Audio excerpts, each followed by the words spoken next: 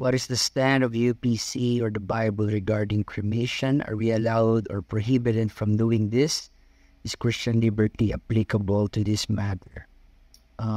Nowhere in the scripture na kinondemn ang cremation.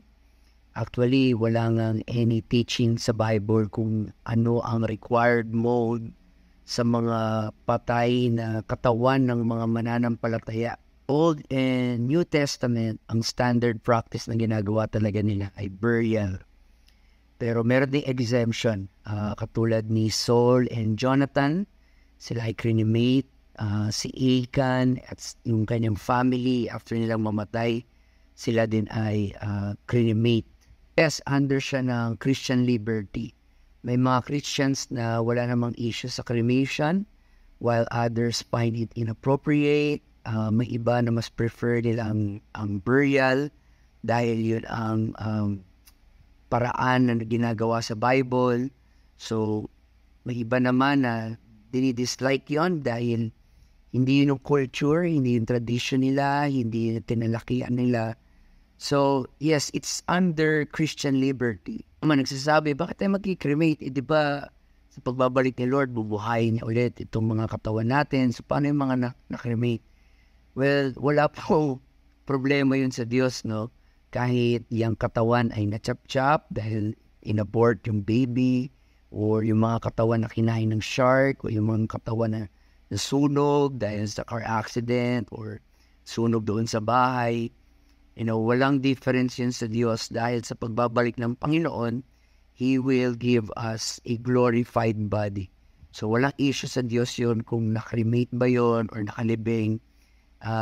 God is equally able, can resurrect and give a glorified body sa anumang cause ng death of a person. Tayo sa main issue, kasalanan ba ang cremation?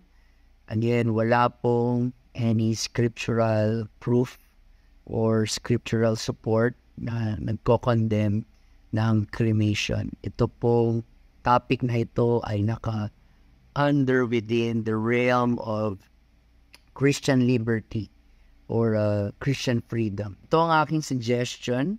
Huwag natin i-view yung cremation as a spiritual issue. Anumang desisyon ng isang mananampalataya, whether to bury or to cremate, yung decision na yan ay na-influence because of traditional beliefs or personal beliefs. Hindi siya dapat manggagaling dahil sa isang biblical teaching.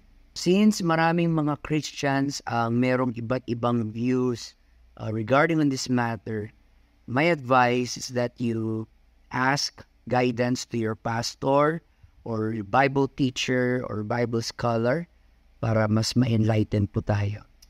Godspeed.